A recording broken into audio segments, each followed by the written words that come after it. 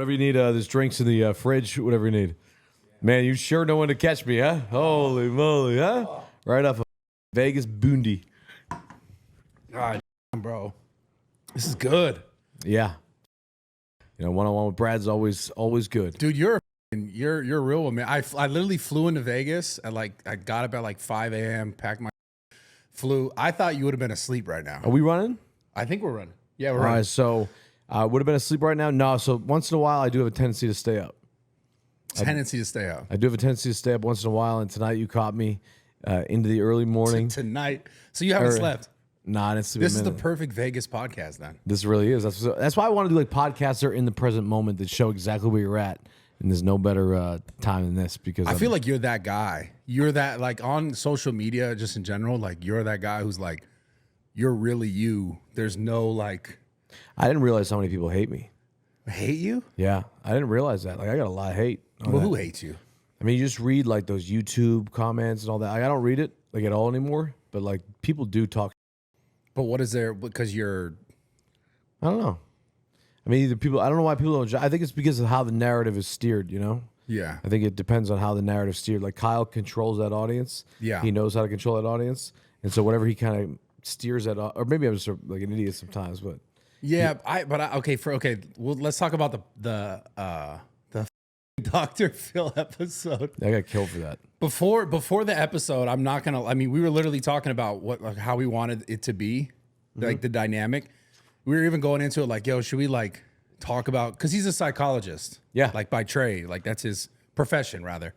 And I remember right before we started, you were like, yeah, we should try and stir this shit up a little bit. And so like you went into it kind of intentionally being like, it wasn't going to be like a traditional sort of interview kind of thing. I mean, dude, I look at it as like somebody has to be the person in the room to f it up and to make it disruptive and to be hated and to be wild and not give a.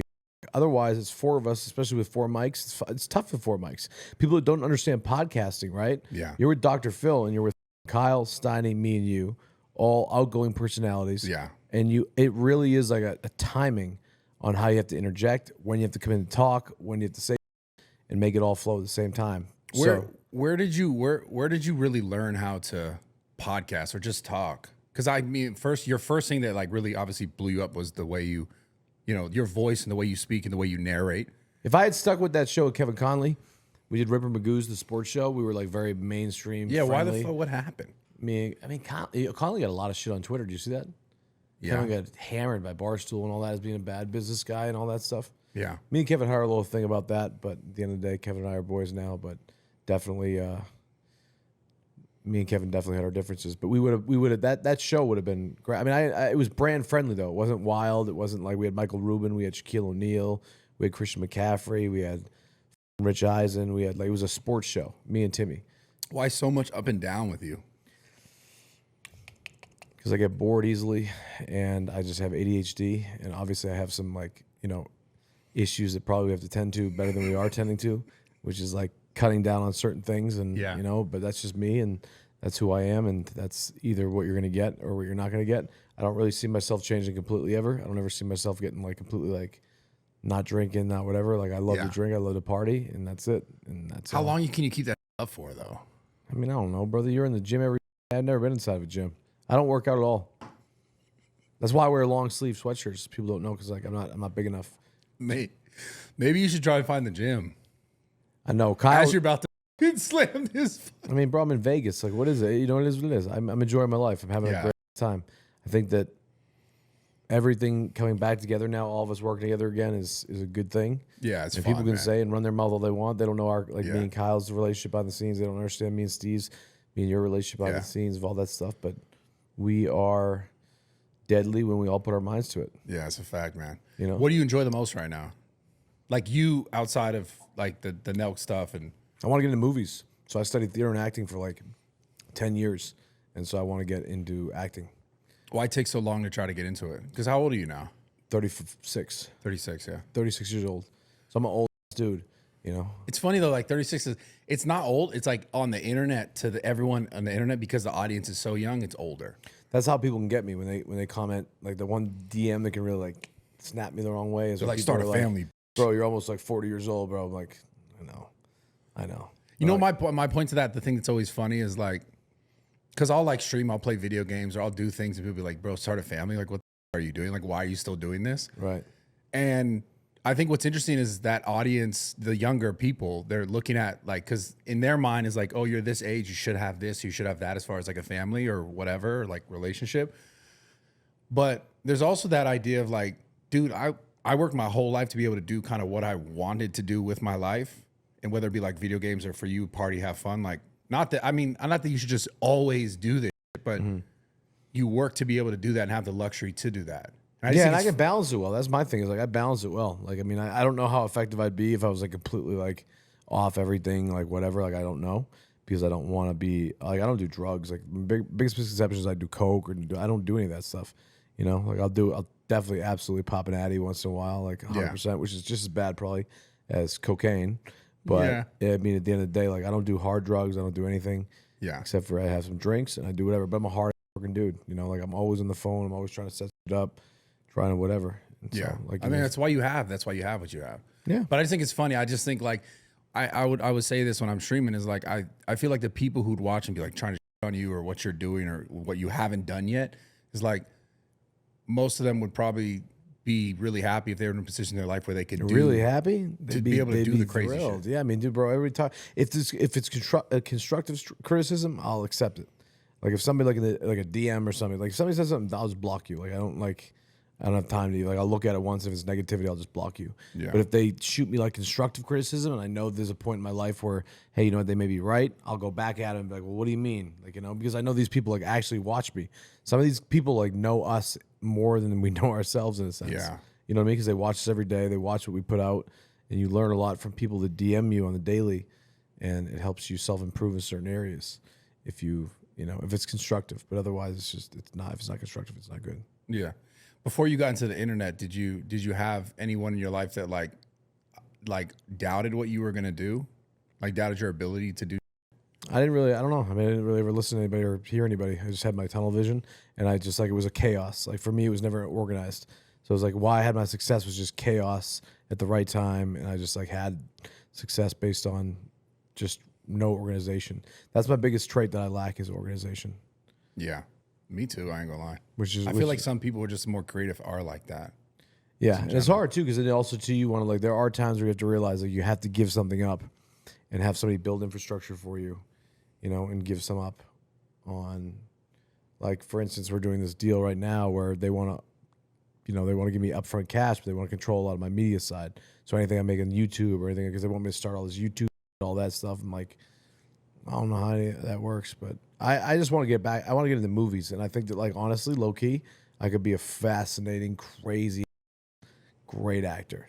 Well, how was the whole Roadhouse thing? It was cool. It was a crazy dude. It was amazing, dude. I never ever like think about this, bro. Jake Gyllenhaal, bro. We hit #1. We blew up Amazon on that movie. Do you have Jake Gyllenhaal's phone number? Yeah, bro. Jake. I feel like you get people's number and you like just blow them up. Like, I ain't gonna lie. Yeah, I do. I mean, Jake and I have been. Well, the first time that I wasn't as prepared as I should be in that movie. I showed up on set, and when I arrived, I didn't realize the scene that we were shooting that day was the scene where we were having dialogue with Jake, and I thought it was just a scene where I stood in the background, and so I kind of that up. So the first day they had to retake the entire set, the whole entire movie because I forgot my lines. Like think about that, bro. It's A-list actor Jake Gyllenhaal. Jake Gyllenhaal's like huge movie. Yeah, Amazon. Like everybody's there, and I'm like I show up and I just like you bombed. But it was Jake was the man, dude. Jake was the coolest guy I've ever. He wasn't pissed. No. I feel like those like actors at that level would be like this. My pitch to Jake was basically like, bro, I don't know what I'm doing. I don't know if you know me. I'm Bob Menery. How did they pick you? UFC. So I was walking down UFC, walking through the thing, and this guy was like, hey, Bob, you know how people say, like, Brad, whatever, when you're walking by and all that shit, right? But, like, obviously, sometimes you pay attention. Sometimes you miss somebody saying something. I looked over, and it was this guy. He's like, hey, I'm Joel Silver. I produced The Matrix. I'm like, that's all I needed to hear. He's like, I want to put you in this movie. I'm doing this movie, Roadhouse. And I want to put you in, and I know you have a theater background and all that, and I know that you know how to market a lot of stuff. So I want to put you in this, Conor McGregor, all this, blah, blah. And it took a year, and then he called me a year later. He was like, yo, I want to write this little teeny scene for you. And then they wrote a scene and they added a couple more. And yeah, but dude, bro, I got some I'm doing a huge movie. Can you say anything about it, or is it just too? I mean, it's going to be the same director who did the last one. So he's bringing you back. He liked you. I mean, bro, how can you not, in a sense? Like, not to be whatever, but how can you not bring me back? Because the way I look at it is I mean, bro, we just broke records. The movie worked. So everybody a part of that project that was a part of that, their stock went up. So and our deliverables with that movie was I didn't have to ever promote it once. Amazon didn't want me to promote it because I'm such a wild card. I'm so wild. They're a really buttoned up, massive powerhouse. So I'm surprised they let you in there with all those buttons. Bro, they almost didn't. I swear to God, they almost didn't let me. They were definitely making calls all the time, making sure I was behaved. Do you think you'll be able to continue to do more stuff in that space? Bro, I swear on my mother's life that I will win I'll be in a movie that's nominated for an Oscar within 5 years. Shut up. I'm not joking, dude. I studied acting for 12 years, theater at the highest level. You think you get me in one of those movies? Huh? You think you can get me in one of those movies? Yeah, brother. All day. That's easy. Play like a, security just one guard? scene. That's it. One scene with Tom Cruise. One scene. Did you get the deal you wanted though? No. So all I made down there to go to that movie was small money. I made $20,000. That's it. But it was you got to understand this, right? When you're trying to build a brand or whatever the I am, right? I have no idea what I am. I'm just a loose cannon talent that runs around zapped. Yeah. But at the end of the day, when you push the envelope so far in this direction, it doesn't hurt to be you know what? I am going to go make a great partnership with a company like Amazon. So I want to show that I can go and hang out with porn stars in Miami, and then the next day be in the #1 movie produced by one of the biggest companies in the world is very, very brand friendly. That balance is important. You know what I mean? To be able to do that. But dude, I low key have some acting skills, and when I get into I fell in love with that. And McGregor was bro, for his first movie, bro, everybody showed up. I mean, the movie was all right, but yeah, it's funny when you hit bro, we hit #1 everywhere. Obviously Jake, but it was a whole the whole marketing behind it was just so geniusly done. Yeah, and that's that. What so the UFC helped you get that just because you were at the UFC at one of those events? You trying to give Dana credit? I'm trying to give Dana some credit. Yeah, nah, that's not gonna happen. Also, Dana White called me out. Dana White called me out and said, "Yeah, by the way, Steve lost $1 million playing blackjack, right?" Bob walks in and says, "Hey, listen, Steve, I got you. Give me 24 hours. I bring him $3.5 million in that room." Well, it was a horrible deal. It was a bad deal. Well, Nelk boys just signed on to do something with Safety Shot, didn't they? Yeah. Looks like Menery got caught out again. Where's the check, Shahidi? Yeah. Where's the check? That's all I want to know. That's funny, man. So how does that relationship go? Because now obviously you're still doing the pod, and so you dropped the whole lawsuit thing. I dropped the lawsuit completely. I probably have an NDA that I can't talk about, but I'll still talk about it. Fair. I mean, basically, plain and simple is I don't make a penny for anything I'm on right now. I dropped it completely. The only reason why I dropped it was because I was just getting tired of it, and I knew that if I had continued on with the lawsuit that I had with them, I probably would have won my case. But you know how lawyers and all that go. They can cost counter a ton of money too. It costs. I mean, we were down. I mean, I'm down a ton of money. Yeah. You know what I mean? But it's playing against a bigger power, so it's eventually you have to kind of give up. I would have beat the initial thing that I was going after him for because they were dead in the wrong, which is fine. Mistakes happen, I guess. You can call them a mistake. But then they would have countersued me for defamation because I went online. It was you, fuck they you, would have fuck won you. that. And they would have won that immediately because I violated it right when I went online. Yeah. That's why if I hadn't have gone online and go crazy, it would have been a different story. But also, too, I don't want to do that to my brothers, I want to just kind of flex for a minute and be like, dude, I'm not afraid of you guys. I don't give a f. Yeah. If there's money owed, there's money owed. That's it. Yeah. I am not afraid of anyone. So why do you think they keep you around?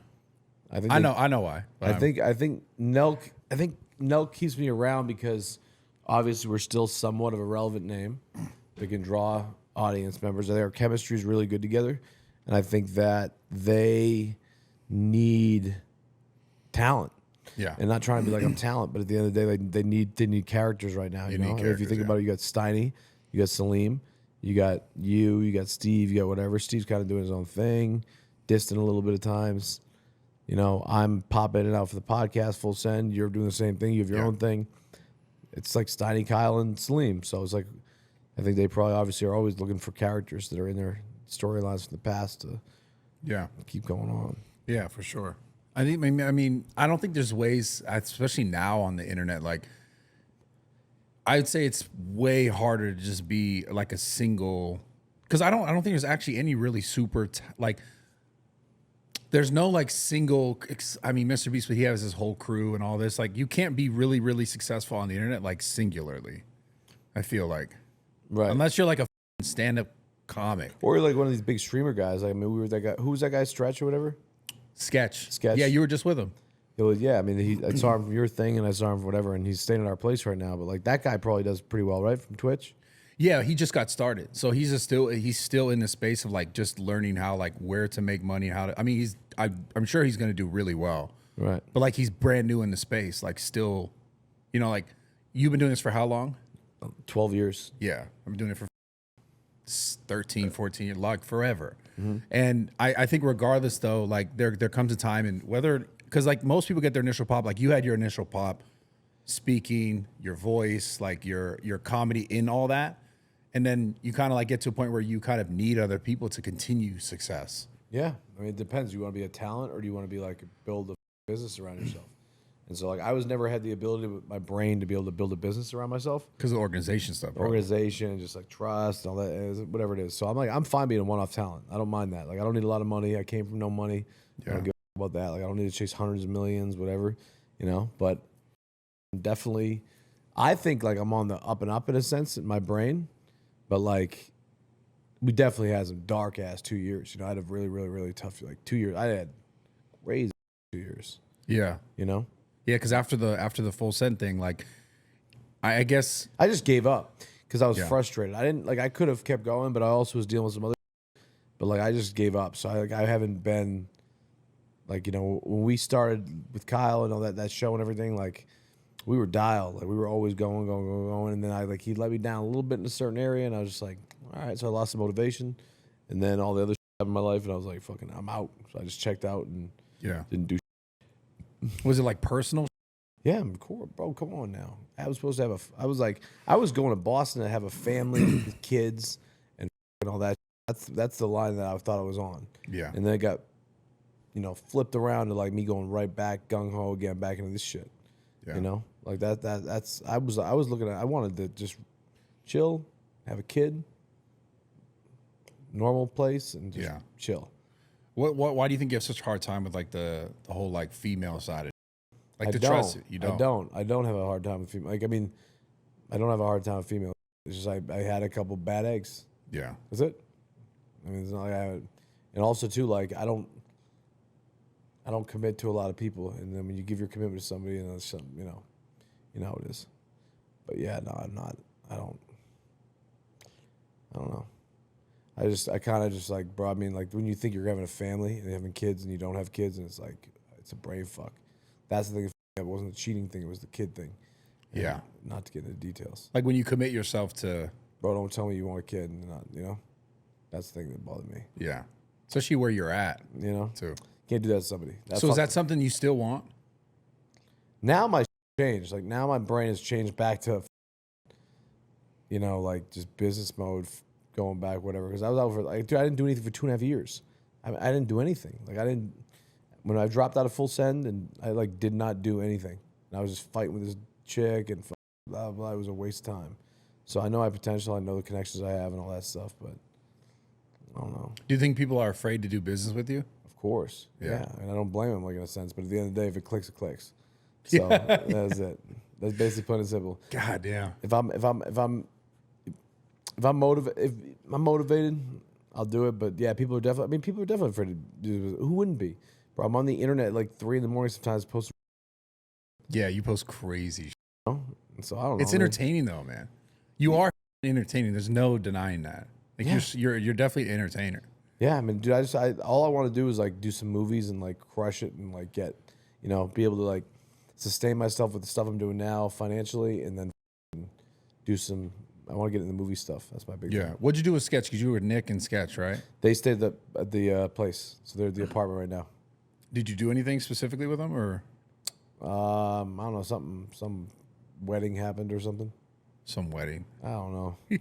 I have no idea. I have no Like some idea. Jake Paul fake wedding thing or what? I don't know. I just showed up as there was a wedding going on. That's all. Where? It was at a chapel last night at like 3 a.m. They were at 3 a.m. filming? Yeah. What I have no idea. Like, get in the car. I'm like, what? So I get in the car. It's like Bryce Hall and like Sketch and like Nick and a couple other people. And like, there's this girl dressed, bride dressed. They're like, you got to officiate the wedding. I'm like, bro, I'm cooked. Wait, who was in the I'm cooked? Who was in the bride dress? I was supposed to go to that. I just couldn't make it. Some girl. She was all right. She's all right. Not your type, not your speed. I've been on fire though, brother. You've been on fire? Oh my God, you have no idea. I have been on fire. In Scottsdale, I was like, and not to be whatever, I'm very respectful of females, very respectful of women. But, you know, when you're single and you got to just dog out, I went wild. I've been going wild lately. But is it as enjoyable as it was when you were younger? I feel like a part of me, like, I don't know, because I want that family thing so much. Yeah. I guess because I'm still in that mode that, like, I'm like, damn, I don't know. I did so much of that when I was younger. It's fun. I love it. I'm having the time of my life, dude. Just like, not like rotating, that sounds awful, but like definitely not having a committed relationship and just being able to do whatever you want. Rotating and also playing like, you know, the clout card, your Bob, your Brad, your definitely beneficial. It's such a weird thing. I love it. I mean, dude, I play it to my full advantage. I'm right away now. I don't even waste time anymore. I'm trying to have a conversation. I'm right with the Instagram, right with the clout all day long. You pull the Steiny now? They go show him the Instagram or what? I think Steiny is low key game when it comes to getting chicks, but he doesn't get. Really? I know that for a fact. There's no way Steiny gets. No chance. I feel like he could. He can pull it because he's got a little wise little thing that he can do, but at the same time, not like he can't. No, that's why people ever talk to me in the DMs about who gets more me or Steiny. It's almost like, you know, Like a joke. it's actually kind of comical to me. I got low key game, Brad. I have low key game. What's your game? My game is go straight up. Say, listen, I'm Bob Menery. You hit him with the voice or what? I'm like, Bob Menery, do you know my name? And they're like, nah, I have no idea who you are. I'm like, you sure? And I hand them the phone, I give the phone, and that's it. I go right for the phone exchange. I go right. But I feel like if you do that, like I mean, I guess at this point you don't really care so much, but like you're not going to find. Meet the right one, blah, blah, blah. Yeah. I don't know. I mean, who has the perfect formula? It's true. I mean, who has the perfect formula of success? Whatever it is. Everybody's different. Everything's different. So if I pull out that IG card every single time, I should be smart enough now, because I'm smart enough now to know I've dealt with so many women. I've known, like, been with so many chicks, blah, blah, blah. I can tell. I can tell what's sincere, what's not. And you're cool right now if it's not. Oh you're my God. It's like, that's why everybody asks you, it's like, oh, are you mad these chicks only because you have like clout, whatever? I'm like, no. Like, it's the greatest thing in the world. You know what I mean? Like, why would I ever complain about that? I get it. I Right? guess it depends what you want, yeah. Yeah. If you know what you're in it, like what you're doing in it, and like what your goal is, and fuck it. But how long do you think that lasts for? Until you come to a point in your life, or come to the point in a moment where you're just like, this is too much. It's happened. Like when I started, like the porn star, I had a porn star over in Miami, and that's what I kind of was like, damn, there's 3 porn stars in my hotel room right now. I look back like a year ago, and there was like, oh, I had my girl that I thought I was having a kid with, family, all that. I'm like, now there's 3 porn stars in a hotel room. Maybe slow down a little bit. So that's when I kind of decided to slow down. Yeah. But no time soon. Bro, yeah. Like you'd have to find the right one. I mean, I just business first now. Yeah. That's it. Business first. There's a lot of people that go through this, by the way. You're like, oh, Bob, you're whatever. Like, bro, there's a lot of ass people that get like roasted, whether it be a male or a female that gets over by somebody. Yeah. A lot of people go through it. No, it's More often than not. I think, yeah. I think we all go through that for sure. Yeah. I think everyone goes through that. You ever had a chick cheat on you? Not really, but like more so like I had probably been, and then maybe it backfired on me, and then Yeah. you know You always first to move. Yeah, I mean, I know that I've up relationships for sure, man. Mm-hmm. Even when I wanted something different, but I was acting like I didn't because my actions weren't saying that or weren't showing that. Mm-hmm. You must get a ton of. I've never even asked you. I had that conversation. You must kill it. There was a time when like that was more of my focus. And so you're in Los Angeles? Yeah. So you can go and there's a Rolodex. I just don't care anymore, though. But do you have a lot of girls sliding on you? Yeah. None do on me. Yeah. None do. It's all None? dudes. So well, I have all dudes too, but like randomly I'll have, but I don't even entertain it anymore because I don't Really? want that. Yeah. Send some over here. I can send it your way easy. It's just it. like for me at this point, I'm like, dude, I really do want a family. And like, I know what that is and I know where that goes. Isn't it crazy we sat down with Dr. Phil? Yeah. Isn't the craziest thing? It's also crazy you're asking about just random. Dude, You're I was asking about all like in. Adderall was hilarious to me. Well, that's a real thing. I mean, Adderall is a real thing. A lot of people take Adderall. Yeah. So I didn't know if that was like a thing. I had no idea what I was Adderall's a doing. crazy thing where like we were talking about this, like it's so easy to get here. Like Yeah. it's not because I was on Steiny's pod with Mia and what's this other girl's name? They have a podcast together. Mm-hmm. And she's from Australia and she was talking about how like it's so hard to get like certain like pharmaceuticals and in America it's like you can go and be like, oh, I kind of have a hard time paying attention. They're like, here's Adderall. Yeah. They It's just prescribe so- everybody that. It's so easy here. Yeah. No, I don't have a prescription, though. That's the thing. Because if I had a prescription, I'd be like dead. I just kind of grab it as I go if I do take one. Do you think dude, you should stop at some point. On a friend level. Bro, I know that, but I'm saying this. Like I'm saying, here's the deal. Like you're meeting me right now at the present moment. Like I'm like, how many people are willing to sit down when they haven't slept and go on a microphone and be watched by hundreds of thousands of people, right? Yeah. Like I just always try and bring it as raw and real as it is because I want to have an impact on people. Whether you learn from me, whether you know whatever you take out of what you see from me, that's how I always put myself out there. Even if they learn from your mistakes. That's what I want them to do. Why the wouldn't I want people to learn from my mistakes? Yeah. You know what I mean? Like I mean, we're public figures in a sense. Yeah. Right? So like when you see all this fake shit on social media, it drives me crazy because it's like, dude, like just stop being a just put yourself out exactly what's going on in your life. And none of that's real too. And it may be dumb because it's jeopardizing business and stuff, but at the end of the day, like I just feel that's as raw as you can get. You'll never find anything with me that I've learned to be completely honest. That's my new thing. That like I never have anxiety anymore. I never have anything anymore because I'm honest with everybody at any given time. Yeah. I'll never look you in your eye. I'll never lie to you. Never. You know, What do you think the biggest mistake you've made is man. in this space? In this space, Yeah. man, that's a tough one. The biggest mistake I ever made in this space was probably giving up my first show that I Yeah, did. I don't know why the f- you did that because that was Because it was all me and Conley had issues. That's why, but that's the only reason why. Because there was money missing. That was it. So you know, in this business, like you have to understand, like when people owe you a large sum of money, not everybody cuts checks all the time. It's like it's hard to get money. Like people don't cut checks even if they owe you. You know. yeah. So and you got to go and do the whole sue, and yell at each other, blah blah blah, and all that. That's the reality of the business. Is like when there's this much amount of money in the line, and you don't control the money. That's why the most important thing in anything in business is you control the money. Yeah. That's Why it. did you not control the money though? On something that looked like it was like 100% yours for the most Because part. the production studio funded it, and they control the money because the deal you structured Yeah. allows them to control the money, which now I've learned is like not something that will ever happen with me. So are you gonna try to be more consistent with your actual podcast now? Yeah, I mean, it's not the crazy. I just don't have the motivation. It's terrible to say, but I don't have the motivation. Like I work so well with Kyle, I work so well with those guys. It's like, you know, and then I try to do my own thing again, and it's like I just don't have the motivation to do it. You know, I don't know if it's because I'm by myself with it. I don't know. Like I just don't have the motivation as much as I used to. Yeah. You know, so because I've been doing this for a long ass Like the time. motivation to just get guests or like Yeah, just because that is a f***ing thing. Like yeah, that's I a mean, it is hard to get. Like, bro, it is a grind yeah. to get guests. And then it's also just like scheduling people to flop on you or yeah, it's crazy. But yeah, I mean, I don't know, all the above. I think it's just the whole hustle I've lost interest in. But I mean, dude, that fully tilted pod, the little thing that I started right there was just like, you know, I've never done YouTube in my life. And so I had some guys that backed me and were like, you need to do YouTube. So they started up a YouTube for me.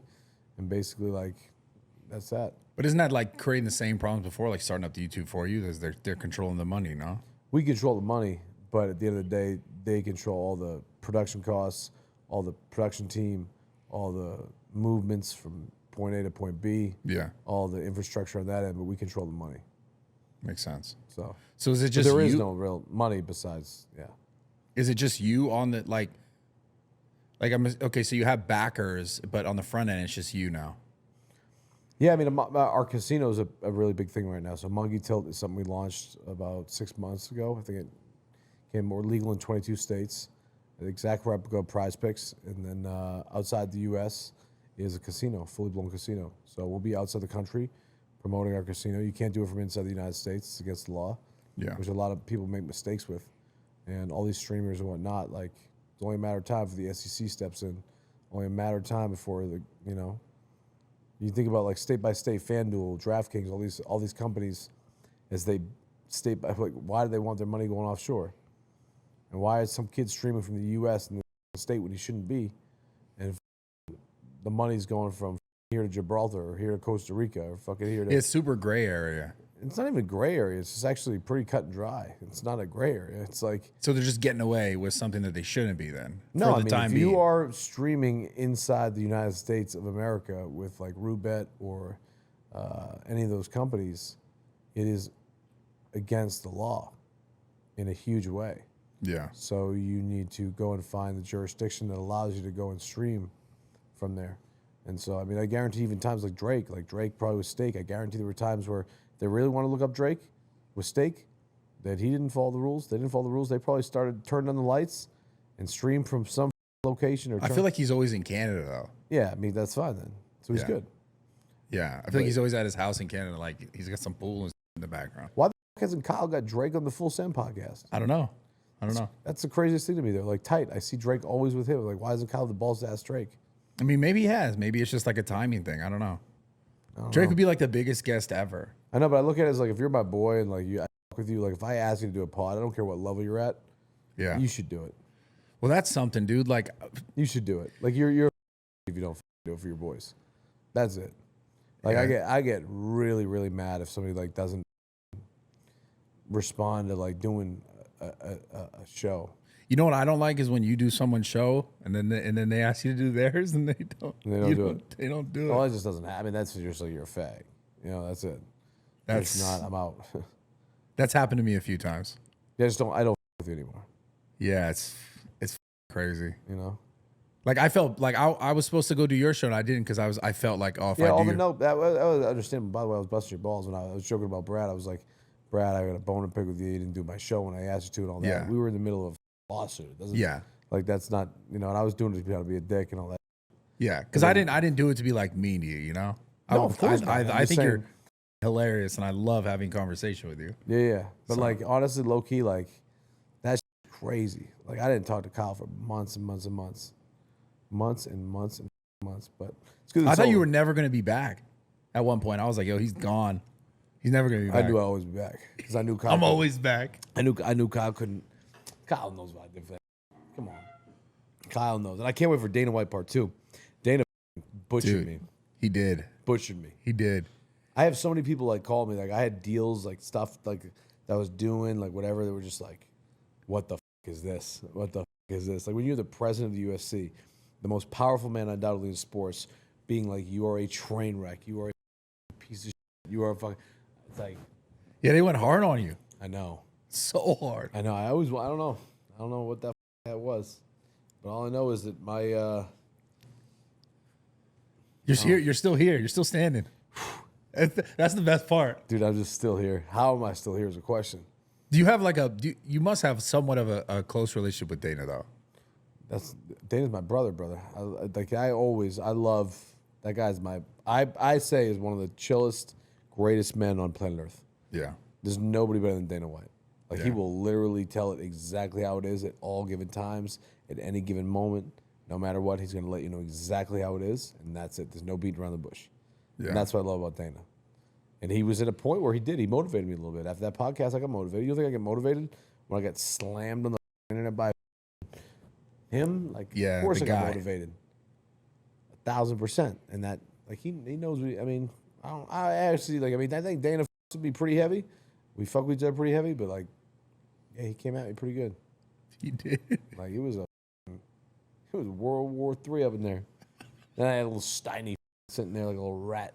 It's Steiny's so interesting because like he's really good at all this content stuff, but it's like it's so funny to know that he came from like your camp originally to Steve's camp and like his whole transition, like where I saw him and he was in the basically background kind of in my vlogs because of Steve's vlogs, and then he just Steiny's a little. He knows what he's doing. he's smart. He's got it. The blood. It's in his blood. His dad is. It's in his family. It's in the You know what I blood. mean? It's in the blood. Yeah, he knows how to move. The kid ran poker games. He understands how to operate. Yeah. You know, Steiny was good. Steiny was very disorganized too, though. So when me and Steiny, think about this. Picture Steiny at the point of not where he is now, at the point of trying to level up in life, starting with Bob and trying to control my life as I am right now. Basically the same exact thing. It was the greatest combination ever. Like me and Steiny had some of the greatest memories of all time. Like Steiny would be so disorganized, but you'd find a way to fix it. And yeah. I'll still never forget. Like I think the first encounter I ever had with Steiny was in relationship to like you and like that girl and like this whole like The ex? yeah. Do you know? Yeah, I already told the story, but basically, yeah. I mean, he was like a weekend, and we were just like chilling. The in bed. massage story. She was naked and like chilling in bed, and I was like, "Yo, let's f- Steiny." And I went out and I was like, "Hey, Steiny, like, unfortunately, the massage guy couldn't come." And I was talking to the girl, and I was like, "Yeah, you gotta like moan, get it, like make sure if he comes in, like make him nervous." So she's like naked on the bed, laying there, and I was like, "Steiny, you gotta go in there. I have a call to make, business call. You gotta go and take care of that. The masseuse is not coming in." Like you got to do the job. Bro, he went in there, and it was like, she was playing along with it, like moaning. Fuck, it was crazy funny. And then he ended up banging her like a week later. But she wasn't the one for me. That's why I allowed it. That's why I allowed it. It's so fucking crazy. I just like I couldn't imagine myself being cool with that after, like cool with that person. We weren't. That was Yeah. that was towards the tail end. It wouldn't have been it was towards the tail end. There was no like play there. There was nothing. That's why I allowed it. Yeah. Why else would I? You know. But I also like to take care of my homies. You know, if my guys are working, like, Even if it's to your girl. no, not my girl. No, they can't my girl. But it depends. My girl, like, I get it. you know what I mean? If it's I somebody that I'm understand. kinda dating, like, whatever, I'm like, bro, like, if I'm on the way out of, like, Yeah. you know, then I'll allow it. But otherwise, You're what? fucking. What? You're so funny to me. No, I'm dude. just saying I'll allow it. But I'm probably not gonna get into that after that. Yeah, I get it. You know, that's the final countdown when that happens. Has Steiny taught you anything? No. Nope. He's never taught me anything in my life. What did Steiny teach me? Actually, Steiny's taught me. What Steiny's taught me is to shut up and follow the rules, which I'm not going to listen to. And I think that's what he's done. Yeah. With Nelk. Is shut up and follow the rules, which may be the right play. Nobody can tell what the right play is until the finish line, right? Yeah. So you never know until the finish line. I like that. So everybody can always talk their shit and always run their mouth, bro. Like, you're not even. What are you talking about? At any given moment, we could pop the off, and then boom, you look like an idiot. So like, Steiny definitely told me to like be a little bend over, follow the rules. Taught you how to bend like over, Daddy yeah. says, like Daddy Shahidi, Daddy Kyle says to Steiny. You know, that's what he taught me. But I don't listen to those rules.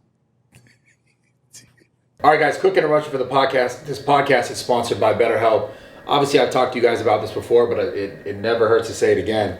If you guys have felt like you needed some sort of outside, unbiased help or perspective into your life, or maybe just someone else to be like a sounding board to hear what you're going through, it's helpful. I mean, I've been there. Talk therapy has helped me in the past, has been there for me in the past, specifically my childhood and, a little bit on, I'd say, my like later adulthood, up until like here and now, every once in a while for myself.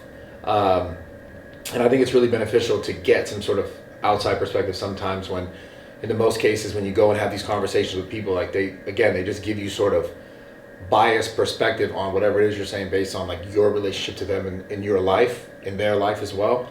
And when you're looking for like genuinely trying to kind of like process whatever it is that you're processing or going through, it always helps to have an outside perspective. So check out BetterHelp, BetterHelp.com/Raw Talk. That's BetterHelp.com/Raw Talk to get 10% off your first month starting right now today.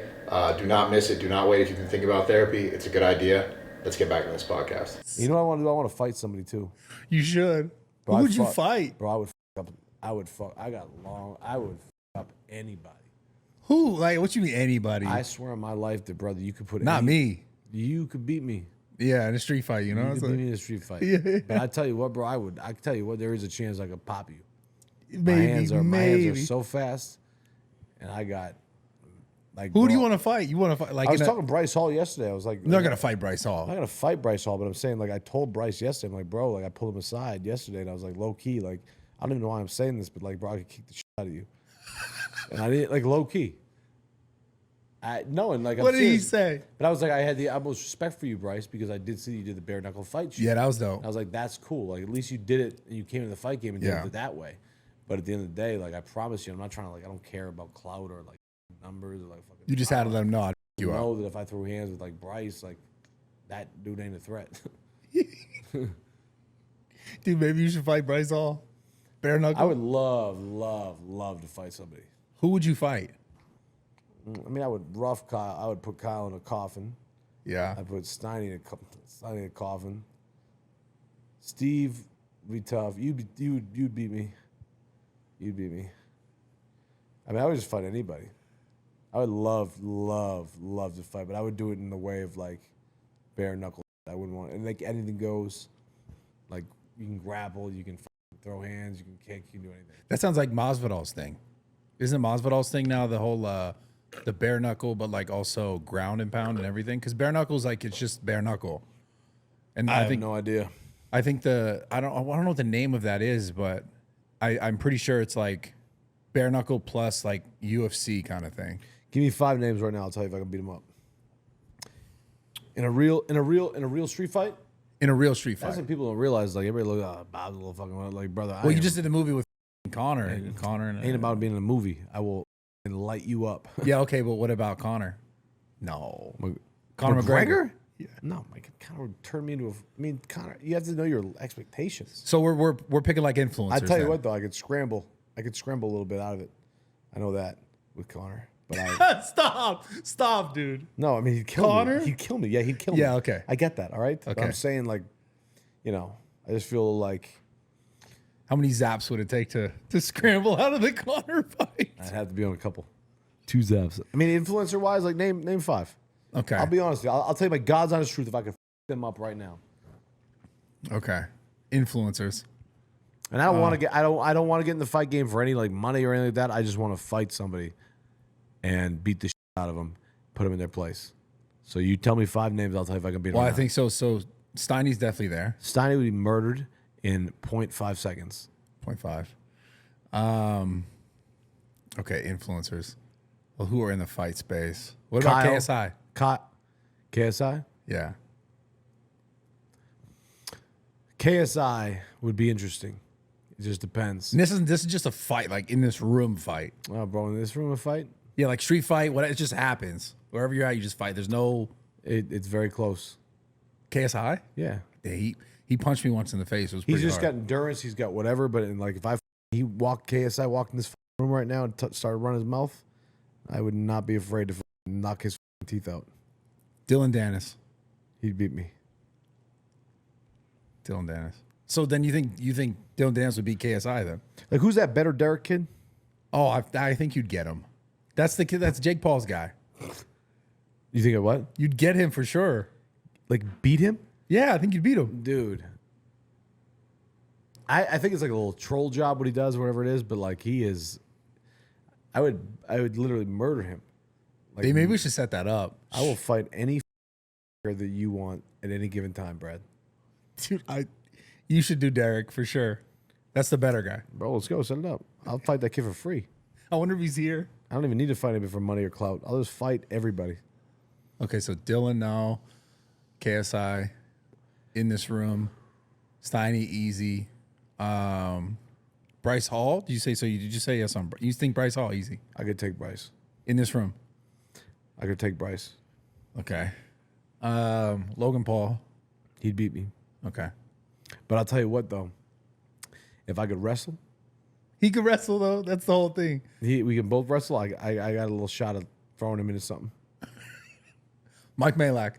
I'd fuck up Mike so fast you have no idea. I don't know. Mike's like He's tall. Doesn't He's tall. matter. Doesn't matter. Any other questions? Any other brain busters? Line them up. Jake Gyllenhaal. Just because, you sized him up. I'd beat Gyllenhaal. No, I feel like Yeah, he's I would. I'd beat Gyllenhaal. In a fight? Harry Potter. Murder Harry. That was personal. That was personal, right? I'll murder Harry Potter. By the way, we're trying to get, we pivoted away from Potter. Potter's pivoted good. away I'm from gonna Potter? get Potter, but we're going to J.K. Rowling now. Dude, that would be insane. That would actually be a really cool interview. They don't like each other. The J.K. does not like Harry Potter. Why? David Radcliffe. Transgender thing. He supported the transgenders, which is fine. I mean, I the way I look at transgender stuff is I don't know what you're doing, dressing up as, whatever you're doing. Do your thing. Do your thing. But I know that J.K. definitely does not like Harry, and Harry's not being responsive to me. And I will tell you what, I'll be the first one to get J.K. and bring her in the room, and we will do the ambush of Potter, the massacre of Harry Potter. Who off the fight thing for a second, who do you really want to interview still? Like, who would you really love to talk to? Barack Obama. Barack Obama. Barack Obama. That would be insane. Denzel actually. Washington. Denzel, oh man, that's all time for me. Denzel and Barack. Just two, yeah, I mean, definitely. Barack Obama, like, dude, be with the president. Did you sit down with Trump or no? Did No, you do that no. shit with us? No, I've met him, but I never You got met Trump a bunch. Like, sitting with the president of the United States and not knowing what the fuck you're talking about and going into a room where you have no preparation, you don't really understand because it happens so quickly, and, like, talking about World War III, nuclear war, like, you're like, dude, it checks you. Like, I've done some, like, that's an incredible feat. Yeah, that's to accomplish insane. just to be able to sit in a room with the president of the United States. Like, that's what people don't get is we had President Trump's first interview. If you think about that, the way like media is nowadays and all that, we had President Trump's first interview before anybody else did when Russia invaded Ukraine. Yeah. When everybody wanted to know what the president's thoughts were on Vladimir Putin, World War III, nuclear, blah, blah, blah, all that. We were the first ones to sit down with him. Like Jimmy Kimmel said, 3 dudes in sweatshirts with drinking seltzers. Yeah. Isn't that crazy? Jimmy Kimmel's a low-key hater. Well, I would smoke Jimmy Kimmel. Jimmy Kimmel came here easy. Huh? You smoke him in a street fight. Bro, if Jimmy Kimmel came, absolutely. That one's a little personal because he's a hater, right? Dude, He's a hater. I don't know why. the ambush. I remember when Jimmy Kimmel talked about Nelk on when he came forward. And he was like, 3 guys in sweatshirts interviewed Trump and like tried to poke whatever. Obviously the president, Yeah. but like we all went at Kimmel and he had to shut down all those comments and like Yeah. pretty cool to have that power Yeah. to be able to shut down Jimmy Kimmel. It's also like, dude, shut the fuck up.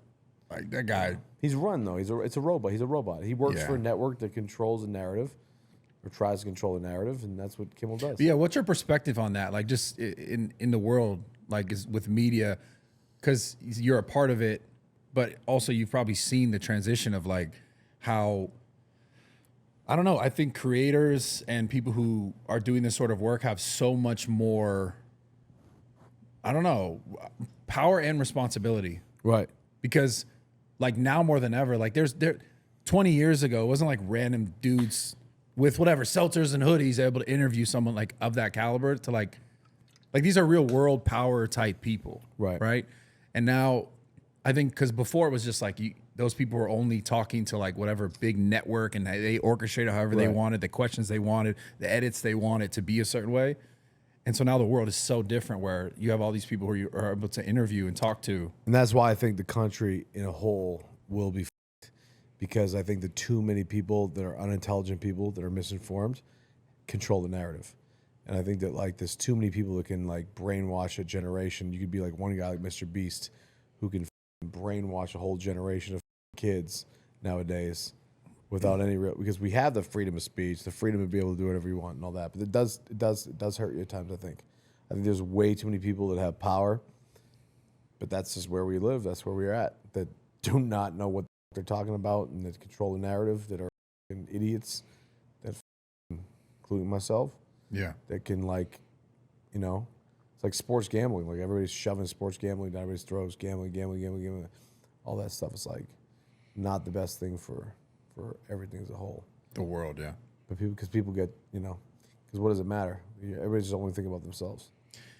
Yeah, that's the thing I noticed too when I just look at the internet in general. I think the thing that's most frustrating is like, especially people who kind of like say or like are virtue signaling what they're doing and how they're acting and then relating it to other people or other creators and being like, I'm doing this and other people are doing that. And there's this whole weird sort of, I don't know, measuring of what someone, like what I'm doing versus what you're doing and like the importance of what I'm doing. But it's all like, it's all still based in the idea of like getting engagement and getting views and like getting interaction when it's like, it still kind of seems like a selfish act. Yeah. Like no one's really doing it doesn't seem like anyone's doing anything just because like for the good of nobody people. is anymore. It's all for their own self-benefit. That's all it is. Everybody's doing only for their own self-benefit, which is going to be our biggest problem. I think. Like, I don't know everything knows what I'm talking about, but I'm saying, like, from my opinion, it's like, bro, if everybody just continues to do their shit and not give a about the whole narrative, the whole entire thing in a whole. I mean, bro, I don't know. I mean, I have no idea. Bro, I think there's some crazy is about to happen. Yeah. I think there's some crazy, like, bro, like, we have some that hate us out there that, like, you look at the state of Afghanistan, you look at, like, that's a country that nobody's even talked about. Remember when Afghanistan fell to the Taliban? Yeah. And, like, everybody was, like, all, like, bro, these run a country now.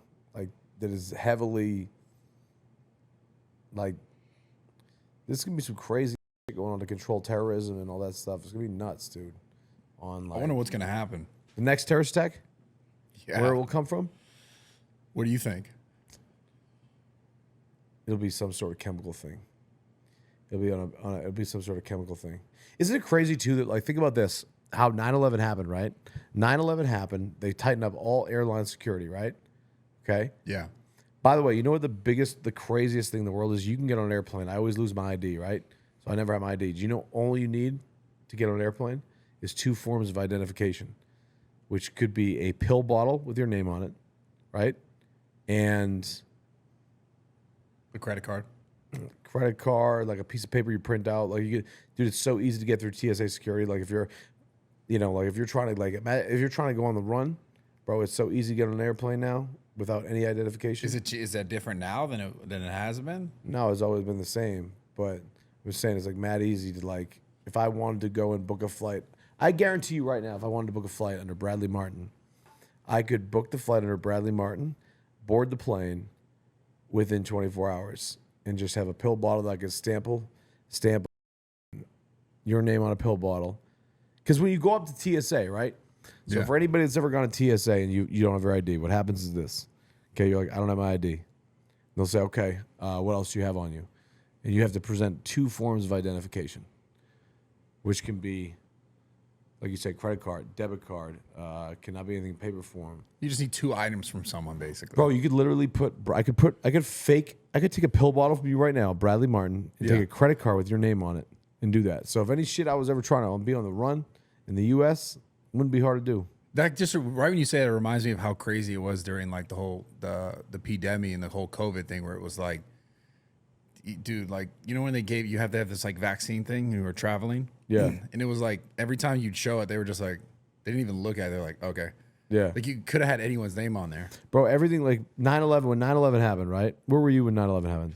I was driving to school really early in the morning. You were like freshman year or 8th grade? Yeah, 8th. I think it was 8th grade. That was the same time. Or 6th grade or something like that. Yeah. Bro, that was the craziest thing ever.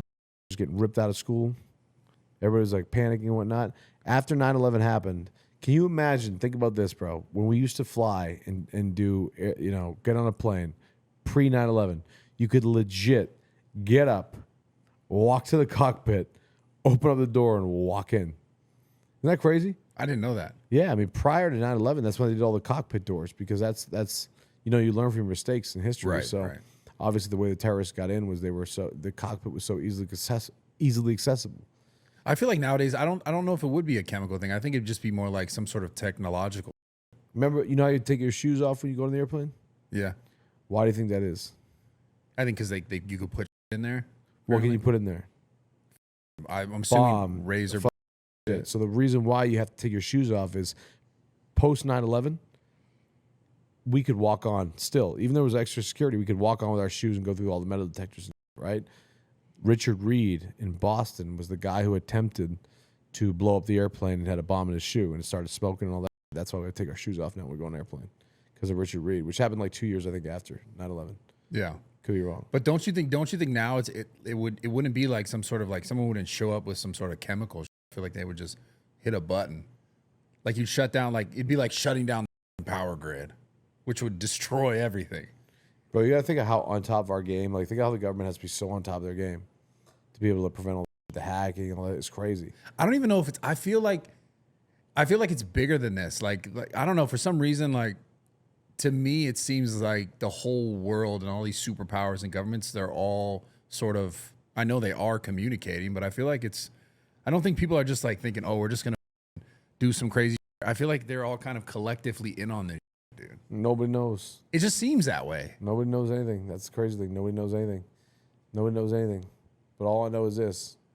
Any that complains on an airplane, when I see a guy complaining about like TSA patting him down and everything, that's the number one guy I want to murder.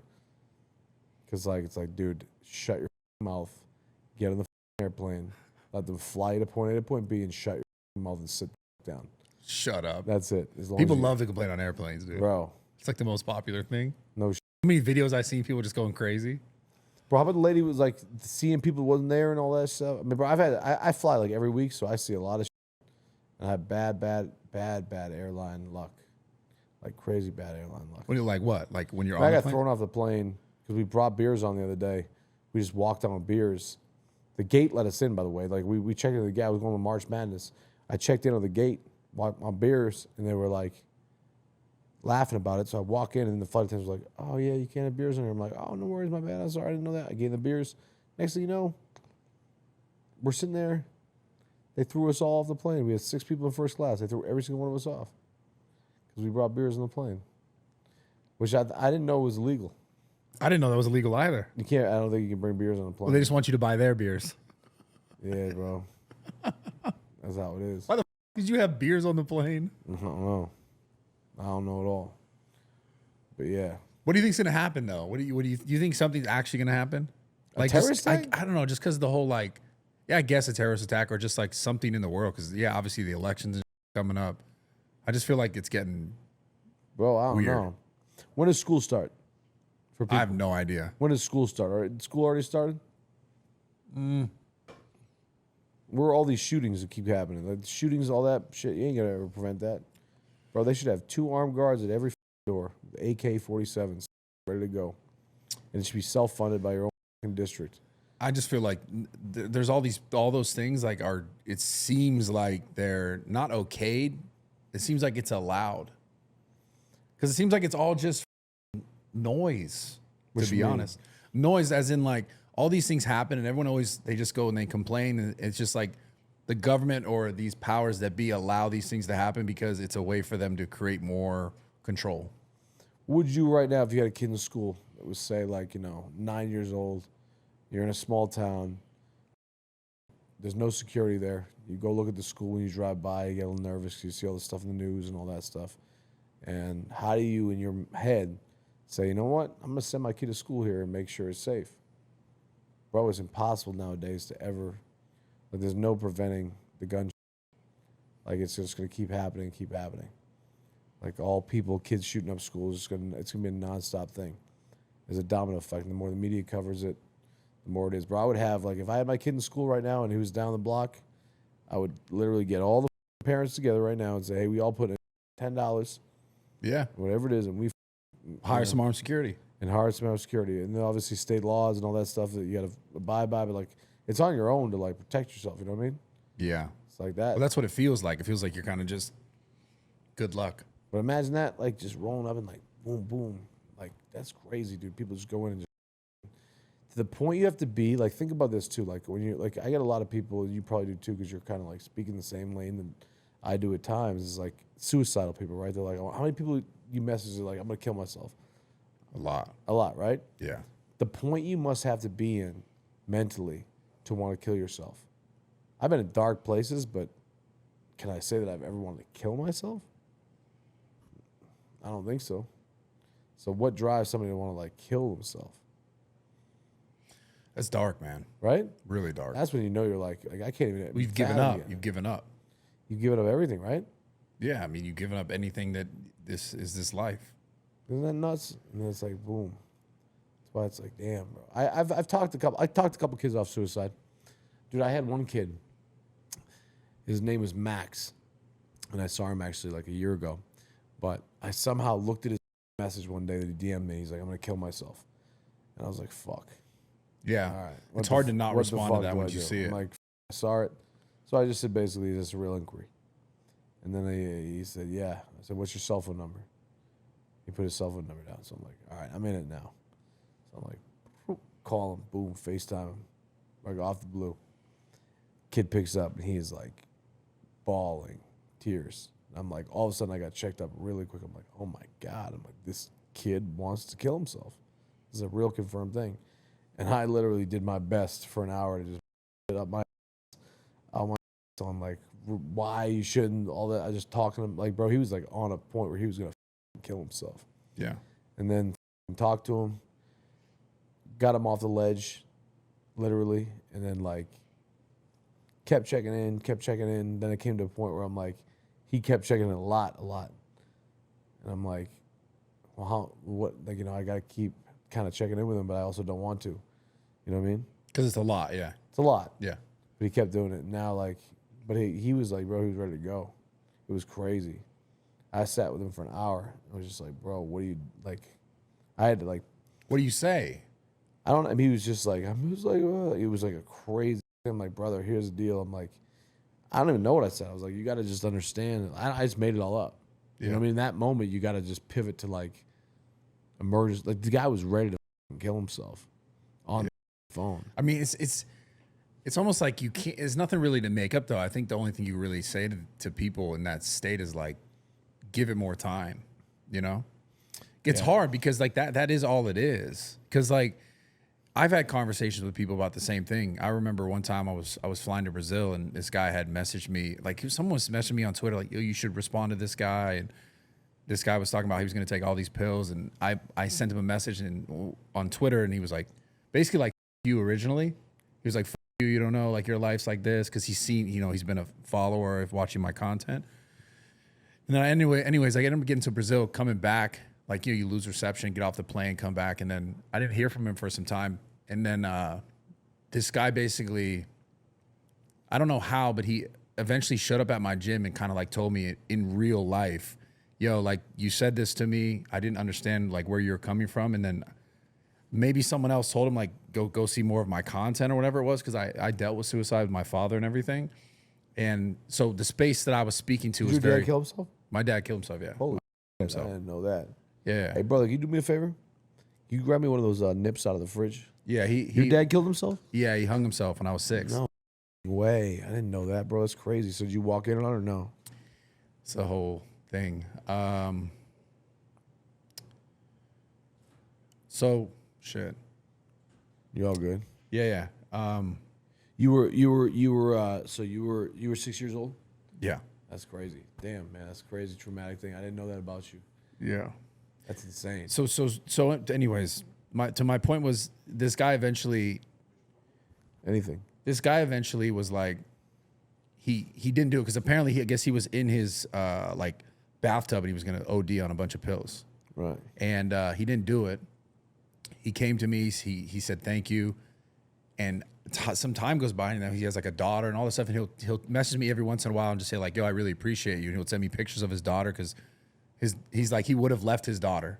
Right. You know, and he's like, that would have been the biggest mistake I ever made. And, you know, then you start seeing more stuff where I've shared or I've talked about the, damn, you threw the coke. Go ahead, it was all right. And, you know, I just think when you're in that space, you genuinely do just need someone to talk to you out of your own thoughts. Yeah. Because when you're there, all you have is that cycle in your mind of like, this is it. Right. And if you're not speaking to someone else, so you probably really did save that kid's life. Nah, bro. And like just having someone else give you some sort of different thought other than the one that's spinning around in your mind of like some sort of hope is all it's really about. And, you know, like, I'm really glad you did that. And I'm like, honestly, thank you for doing stuff like that. And I think more people should, because that's why I was always like crazy. Like I always want to be somebody who engages with people, because I like, dude, bro, everybody goes through.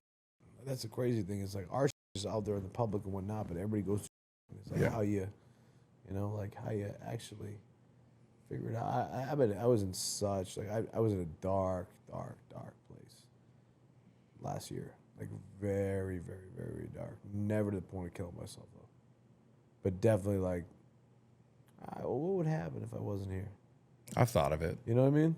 Yeah. But never to the point where like, bro, I'm gonna put a gun in my head and like, boom, that's another level. Yeah. But yeah, man, I mean, it's the best thing you can do in that situation is if you're going, what people don't understand is like what you really have to do in your most vulnerable moment is like people love to help people. You have to realize that, and that you gotta at times go and reach out to somebody and talk to somebody. It does make you feel better, and everybody gets so like, oh man, you know, I'm a loser, I'm a whatever, like, you know, because I want to keep everything in. You want to press everything. The best thing you do is just talk to somebody, and then find that right person you can talk to. It doesn't even matter though. Just get it off your chest and like, you know, just battle through, bro. Yeah. You got to have a higher goal though too. Like you also have to have a higher goal, you know, because you have to have something that motivates you.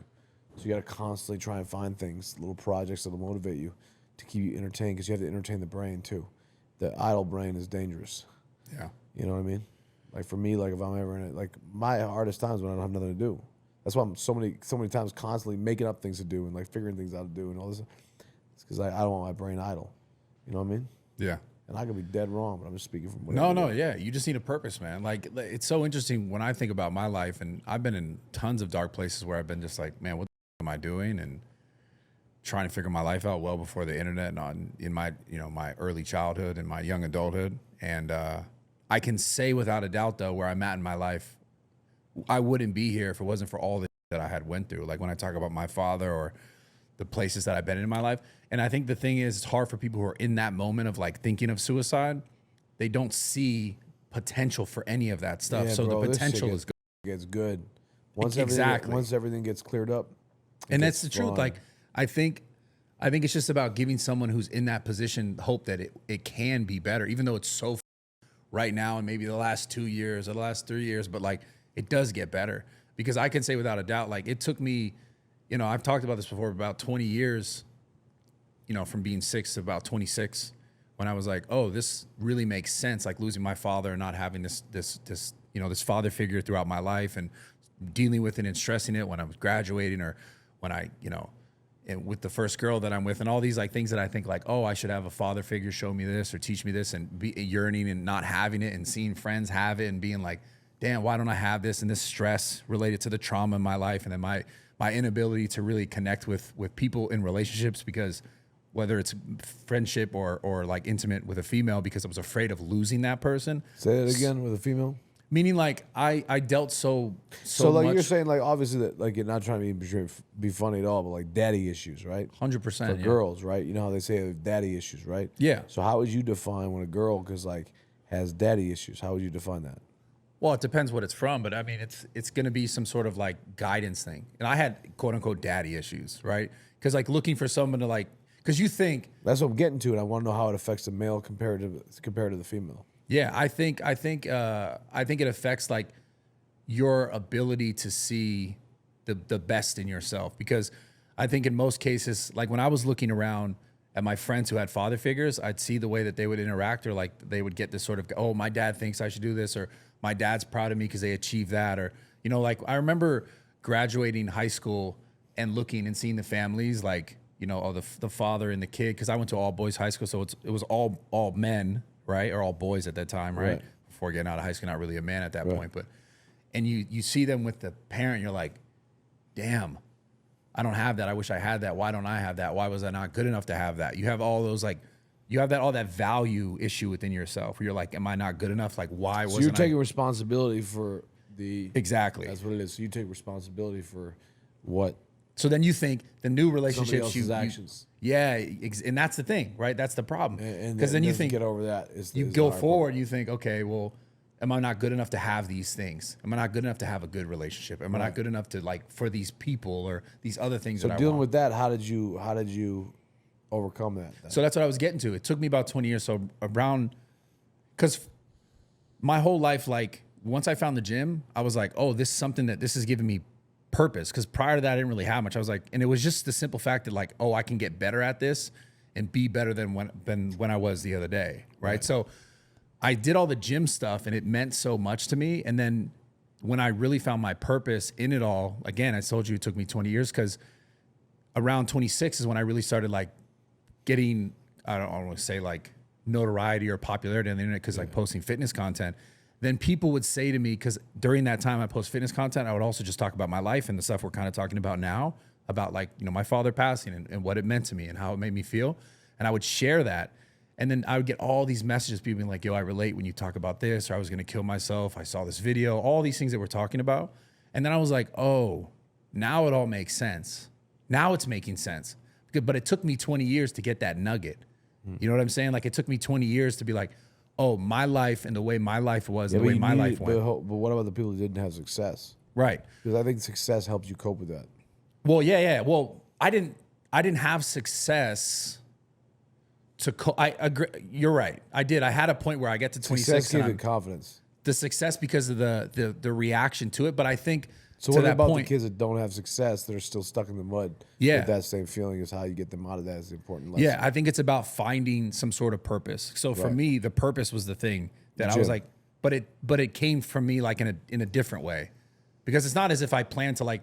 I didn't grow up thinking I'm going to make YouTube content. That wasn't a thing that people did. I'm going to talk about fitness. That wasn't a thing that people did. I was like the first person kind of doing it. So yeah, you're right. Like, because not everyone's going to have that or have that ability. I think it's just about having conversations with people just in your life, like to the people watching this, and like, yo, talking about what you've been through instead of being afraid to do it. The best thing in the world is when I don't even know sometimes strangers, and I'll do it now. Like I'll do it now. Like and it seems so weird. It's like I'll literally have strangers, but like a girl, for instance, like that I just like hang out with. I will just empty out, and I'll say whatever's on my mind, whatever's bothering me. That's why talking to people is so important. And people frown upon therapy and frown upon all those things. Therapy, did it work for me? Yes and no. I think, though, that therapy, for the most part, works for a large majority of people. And I think it's something that's, like, very... And therapy does not have to be you sitting with a notepad and paper, sitting and laying down in a fucking room with some doctor. Therapy doesn't have to be that. Therapy can be as simple as, like, sitting your boy down and being like, yo, bro, let me tell you something. Like, you're my brother. Like, I got a bullet for you. If it goes, I'll take a bullet for you. Like, I got to talk to you. Yeah. Like, I gotta say some shit, bro. My head's spinning, you know? And, like, being able to do that, like, that's why I only surround myself. And I don't go out much, dude. I don't go to clubs. I don't do, you know that about me. I don't do any of that stuff. What I do is I sit in a hotel room. I chill with, like, a small select group of people that I know me, that I can trust, and just... At any given time, I'm not afraid to just say what's on my mind. Yeah. And it's bothering me. And it's like uncomfortable. But once you start to like get out of that uncomfortable feeling, you start talking more. It's very, very beneficial to progress. Yeah. You know? It's all just about shifting your focus, I think. And that's what people who are in those moments that are super dark, they've gotten to that point because it's hard for them to get out of that train of thought that like, this is it and this is all there is.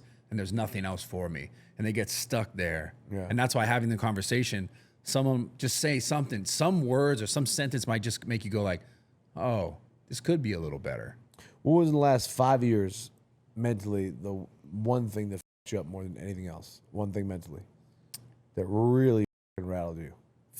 Being really taken advantage of with business partners in this whole like fitness clothing space. Yeah. Like to a crazy degree. In my mind, in my heart, being very taken advantage of because the way it started and the way it progressed, and then Do you feel it was your fault, or you feel it was I agreed from people, you know, but my fault in it was definitely not, because I'm learning business just like anyone else going through. Like I was so focused on making content that I wasn't as focused on the business side of things.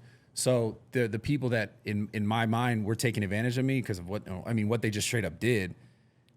Their whole focus was business. They were on the back end. They were building a business like alongside of mine throughout the whole time. Yeah. And, you know, basically at the end of it, stole a bunch of data, stole a bunch of information, leveraged me throughout the whole time.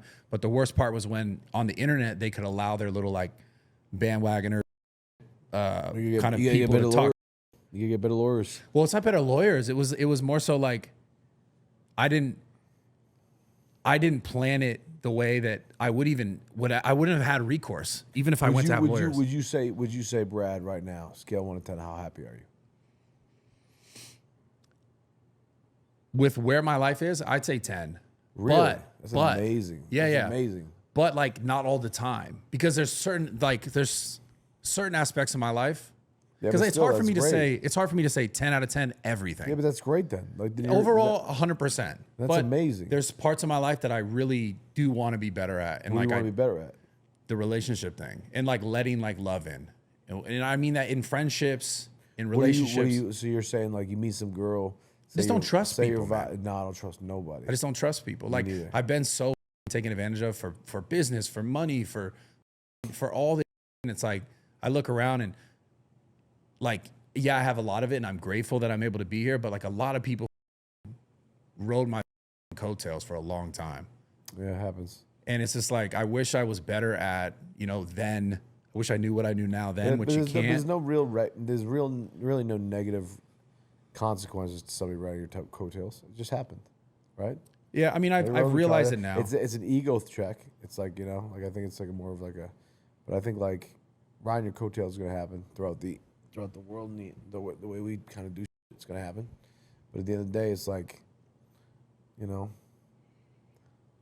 know. I mean, I think that like life is so crazy, bro. Like, you look at like what we do and the privilege and how grateful we should be for what we do and we get to experience what we.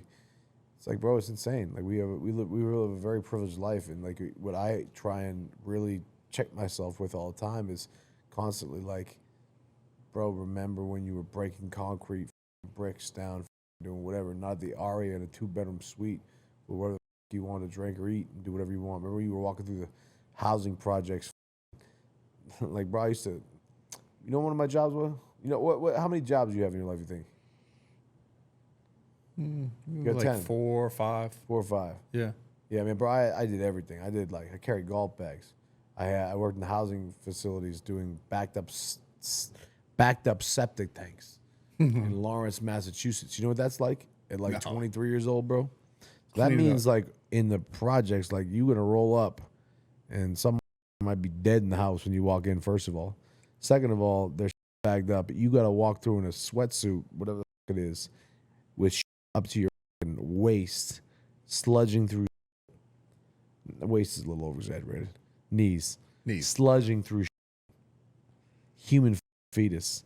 Or whatever, feces, whatever the fuck it is. And like that was a crazy shit. I drove trucks. I did everything. That's why I was like, anybody like that's going crazy. Bro, just work, bro. Just get another job, bro. Get another job. To that point, though, why do you think it's hard for people to? Why do you think it's hard for people to get that perspective? Because they probably ain't experienced it yet. No, but hold on. But I mean, like, where you're at now, you have so much in comparison to that, right? And obviously, people listening, like, they want to change their life, so they want to maybe go from whatever that job is to a job that they think is better, right? You get another job. But my question for you is, how come you think for you? And I guess in relationship to other people, but for you, why do you think it's hard though to not be a 10? Like, why do you think it's hard to not have 10 out of 10 gratefulness when you did all that? Because they aren't in a. If you're asking for the general public, I'm asking for you first. For me, yeah. Why do you think you go like? Why do you think you have moments where you said when I said 10 out of 10, you're like, wow, that's amazing. In my mind, I'm assuming that I'm probably a 5 out of 10. Happy. So that's my point. That's what I'm saying. You probably have 5 because you said my 10 was amazing, but you were doing that. Why do you think it's hard for you to keep that perspective? Because I know my potential, and that's a battle amongst myself. And I know, it's like everybody else, I know my potential, and I know what I can do. And I know that I could have done a lot of things better, so I'm kind of gauging all that together. But at the end of the day, that anybody that is like, oh, like, bro, you should be working, like, bro, if you are 18 years old to 25 years old, and you are, like, have idle time, you should be having another job. That's it. Plain and simple. Like, there's no ifs, ands, or buts. You should be working every ounce that you have. Yeah. I've always been like, if I had a kid. Why are people so lazy these days? I don't know. I mean, people just, I don't know. I mean, I think it's the internet, dude. It's probably because, like, you get seen by you see this world that's, like, so fake, and, like, our world, and like, we were blessed enough to be able to live, but it doesn't exist like that everywhere. You have to really think, Bradley, like, the average dude that's watching this right now, 99.9% of them don't live our life, don't get the luxury to live our life. So they're sitting back watching this, being like, all right, how can I self-improve? How can I do this? Bro, it's literally just about, like, mother savage work ethic, like delivering pizzas when you can't do at, doing this, doing that, bro. I would never stop working. That was always one thing that I always had in life, that as much of a up as I was, or much of a train wreck, whatever they want to say, like I would just always work. Like I didn't care if I was like, I would just always try and just keep revenue flowing in. And what happened when you had those 2 down years? I mean, recently, Yeah. I just shut away, bro. I didn't do nothing. I took my time. I went to a very dark place. I didn't rush it. I was in a dark place. I lost a kid that I thought I was going to have. I was preparing for a baby. I was preparing for my life to be changed in a whole different direction. I was trying to go to, I was like ready to move to Boston to like start a family, and that didn't happen. And so that was something that fucked me up, and nobody can tell you about, like, I mean, I support, it's a tough discussion here right now. It's okay. I support a lot of stuff that, like, decisions people can make and stuff, but all I'm saying is, like, you don't give your word on something and bail out on it. How'd you get out of that? Honestly, how I got out of the kid thing is hard. The kid thing I'll never get out of. Yeah.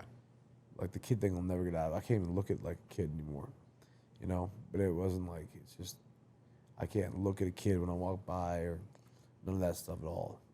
That was the hardest part for me, was like expecting something that wasn't coming. And I don't know how to explain it, but it was crazy to me. Like I was expecting a family and all that. It was crazy. That's why I got out. That's what people don't realize. Like, dude, it's not about like a girl or anything like that. It was about, that's it, a human life. Yeah. And that's what I lost out of it. And that's what killed me. And I can talk about it because I don't give a shit. You can sue me. You can do whatever it is. I don't give a shit. I'll talk about it all day. Don't tell me you want a kid and then not have it. How'd you get out of it, though? Get out like of what let you get out of that dark spot? Like, were you able to continue to move forward? Because that's kind of what we're talking about. No, you can't. You can never tell anybody how to get out of it. It just runs its course. And whenever you're ready to get out of it, you get out of it. That's it. That was it. And as you can tell, obviously, like, I still get up from it, but like, that's it. Never tell anybody how to do anything, bro. Like, it just runs its course. That's it. That's all it is. You got to give it its time. Yeah. I mean, I was hyped up to be a dad. I was hyped up to do all that shit. That's what me up. That's why I went off the rails. People don't realize. It's like that's why I went crazy. It's because it was a kid. It wasn't anything to do with like some like, and people talk about like, oh, you're a cock and all. Like, bro, what are you talking about? Like, you don't understand what you're talking about. It was because there was a kid that was supposed to be done that did not happen. That fucked me up. And that's the truth. That's fucking tough. Pretty plain and simple. I couldn't imagine that. Bro, it's the hardest thing in the world. And then you can't even look at nobody. I'm telling you, I walk down the street, and I'm like, I can't even look at a kid. Like, crazy. I'm telling you, bro, it was crazy. That fucked me up more than life itself. Like, crazy. Crazy. Yeah. And that's what I was like, damn. So, that's why I was up over the past couple of years. Nothing else. There was nothing about a girl or anything like that. Yeah.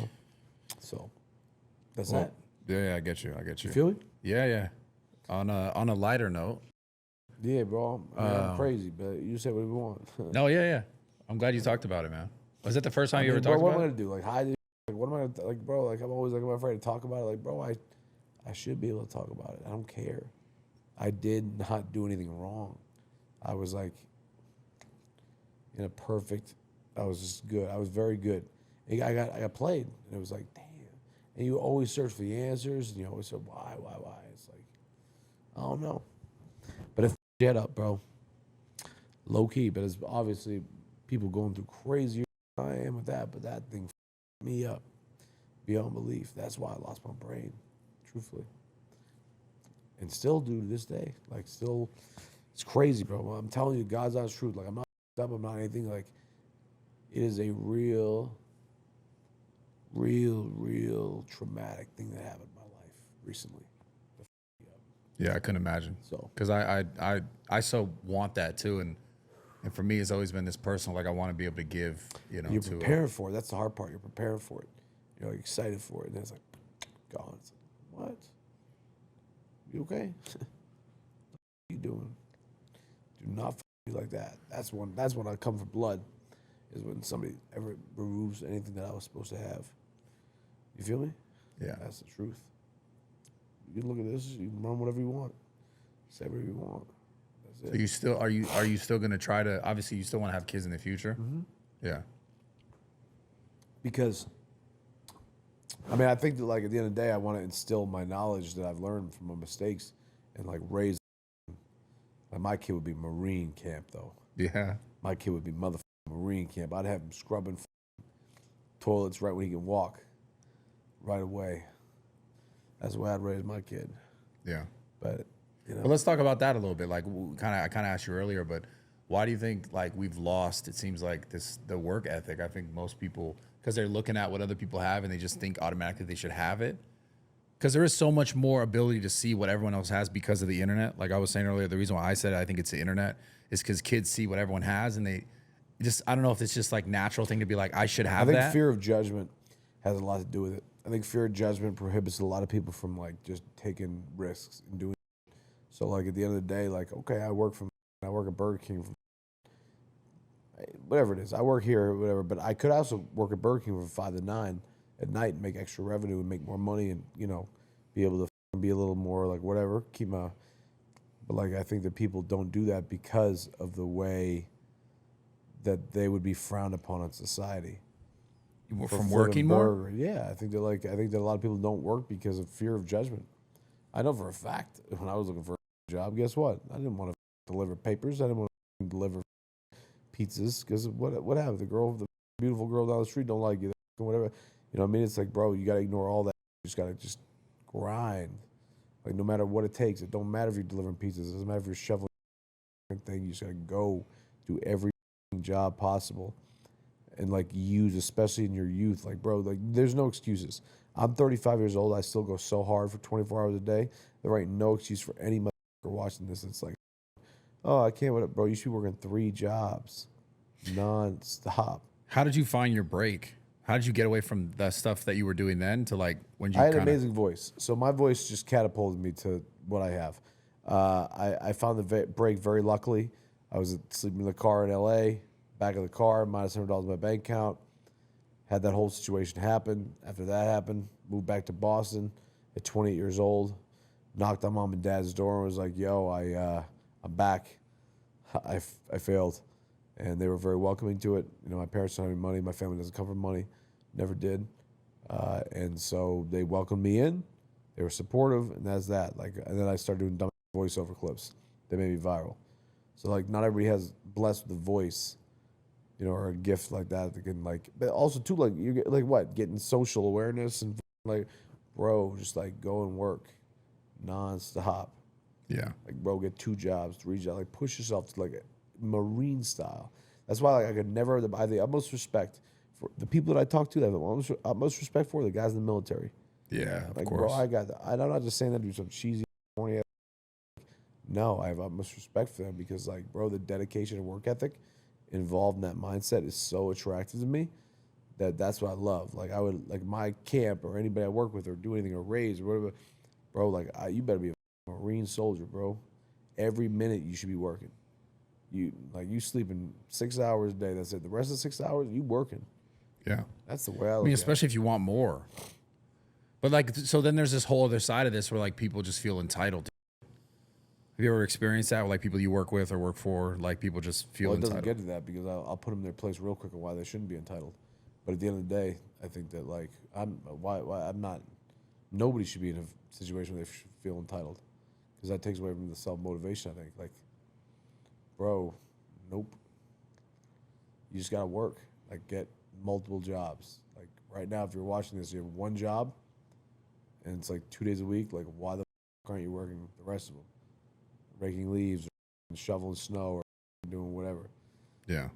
You should be a Marine soldier and do everything it possibly takes to succeed and push your body to the limits in your mind and do the shit in the world to build character, to take you on to the next stage of life that you will approach, in the next phase of life. That's my take. So you're a 5 out of 10 happy right now?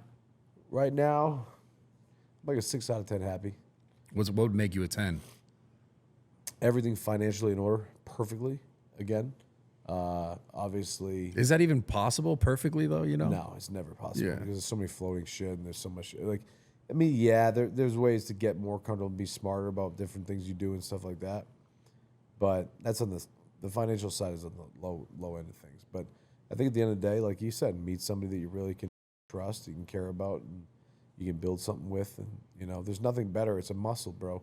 When you want to go out and go cheat on your girl, and like you have a you know, I'm with this girl, right? I always thought like my girl was a smoking hot. Summer was smoking, right? I know that every girl that goes out, right? If she goes to a club, the most dangerous men are hitting on her 24/7, right? Now me, like, all right, cool. I'm not like Summer looking wise, but I got clout, I got whatever. What I always told Summer, I was like, bro, we're like, which really worked out well. But it's like, this is a pact. Like, there's nothing more important than this. It's a muscle you build. The second you give in and cave to cheating, the second you cave to like disloyalty, it becomes easier to do because it's so easy to do to be disloyal. But the hard part is actually building the muscle of like being loyal. Yeah. And being like a stand-up dude and being like that. That's when you know you're a king. The second you know you're a king, when you're like, bro, no matter what this person does wrong or whatever, I stood firm, I play by the rules, and I was a top G and like respectful. If I'm single, I'll do whatever I want. But if I'm in a pack with somebody, you don't move. And if you want to move, you exit.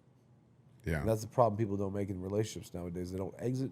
They play lollygag around like, bro, we don't got time to lollygag. This is life. You get one chance at it. Yeah. You got to be straightforward. You got to be like, I'm out. I'm in. Like, enough of this bullshit. Just say it how it is, and that's that. Yeah, people always just think the grass is greener type. I mean, yeah, it is what it is. But like that plain and simple, bro. Like, don't cheat.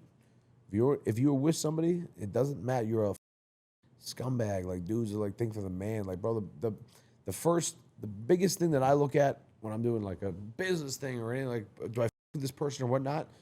How they treat women, right? If some guy treats women like, I'm fucking out, right? Like, I'm out immediately. I'll never fuck with you. I'll never do it if you treat women like shit. And then loyalty, bro. Like, there's nothing like guys that like are like, oh, I'm my wife, but like I'm gonna go f this girl. I'm like, bro, what? Yeah. What? What do you mean you're gonna f this girl? You got a wife. You got a pact. What does that say about yourself? Then don't be in this shit. You know what I mean? Yeah. Loyalty is so important. That's that. And I will never ever switch up again. I'll never cheat on a woman. I'll never.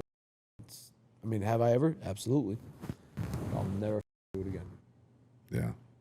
Yeah. I just think it's just, I don't know. It's just the same thing. People look for the easy way. It's the same, that the cheating is one of those Once examples. you do it, bro, it's like, bro, this is the thing though. Once, like me and her right here, boom. We're together. We've been together for a year, right? Some little hot wants to come suck my dick or something like that. Okay, great, boom. Get my dick sucked. Oh yeah, fucking man, boom, blah, right? Okay, cool. Yeah. Amazing, right? It's like, bro, that's so easy to do. You know what Yeah. the hard thing to do is? Bro, I got a wife. Don't talk to me. I got like that's the way I operate. But like in today's society, you don't see that anymore. No. You don't. Just run around there bragging about it. Like guys are bragging about cheating on their girls. It's like what? Like, bro, you shouldn't be bragging about cheating on a girl. That says more about you. Just about like trying to be the man. It's like, bro, you have a pact. You're breaking a massive violation. Now, will I ever say anything? No. But like, at the end of the day, I lose respect for people that cheat. Yeah. I really, really lose respect for people that cheat. I get you. You know, both sides. And women cheat more than men. They definitely do. Agree or disagree? I agree. Or is it just because we're men we're saying that? We're trying to pick our side biases. But I think they're just more sneaky. Women are crazy when it comes to, bro, I had like, oh, dude, women are crazy when it comes to cheating. Insane. Like, dude, they are like, I mean, think about it, bro. You look at it, like, we're all like the same horny little individuals, right? You go out, you can bend over, anybody can guy, you got to put on the lever. A girl can get at any given time she wants. Yeah, just say yes. Just, that's it. I'm in. Yeah. And that's it. It's so simple. But it's impressive, though, when you can go to bed at night and be like, I'm the man because I didn't do it. And I didn't slip up. Yeah. Hasn't always been that way, though, for you, obviously. When did that change for you? When were you like, oh, okay, I see the value in this? From Probably when also, but time out also when it comes to, this is the problem with the cheating thing, is it comes down to, what people don't do is this. You may feel something for a little bit, right? What people do is they hang on too long and they ain't fair to their partner. They'll keep them involved. They'll cheat, but they won't exit. You need to know when to exit. The second you feel any sort of discomfort or whatnot from a partner, you should be like, I'm out. You know what I mean? You don't want to bring somebody through all that shit. It ain't fair to them. Yeah. You know what I mean? Male, female, I don't give a fuck. Alpha, male, blah, blah, blah. It don't matter. You just don't, you don't do that. Where it happened for me was when I found the girl that I really, really, really cared about. And then that was that. But the problem that pissed me off was I was pretty like standoff-ish on anybody. And obviously she was moving in different ways. Yeah. So that's like, I'm like, damn. Yeah, it's like 2.5 years. Yeah. Like It's about pussy. harder to pick the right ones. Normally, though, it's interesting because normally you attract what you are.